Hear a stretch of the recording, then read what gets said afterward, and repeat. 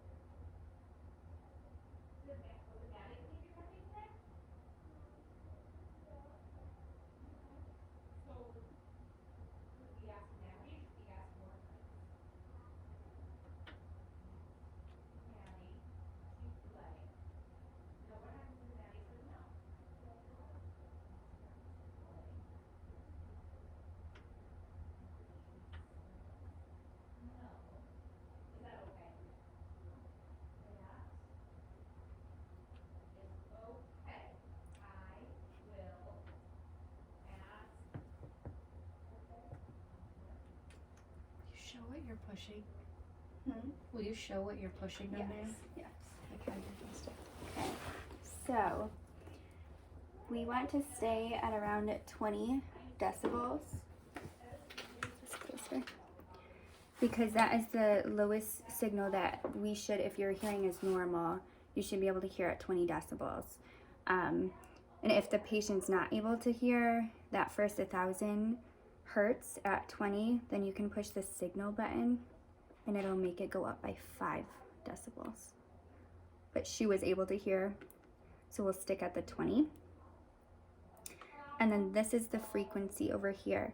So starting with that 1,000, you're going to push the pulse and present.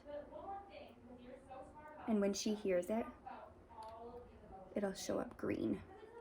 And then we're gonna push the frequency to the right, and that's gonna go to 2,000. We're gonna do that same thing, and it showed up green that she heard it. Then we're gonna go up to 4,000. Perfect. And then 8,000. And if she doesn't hear it, the response will not show up. And we will write down on this paper So we'll write a check mark if she heard it, and if she didn't, we'll put an X. And that means that she has some sort of hearing loss in that ear at that frequency level, and at that point we would refer out for further testing. And you just push the signal one time. Right. Yeah, if they don't hear it, we're gonna go back. You'll go back to the previous one, push it again, see if they hear it. She's good. Now go back and push it again. She still doesn't hear it, so that's a no. And then we'll circle back around to the lower frequencies.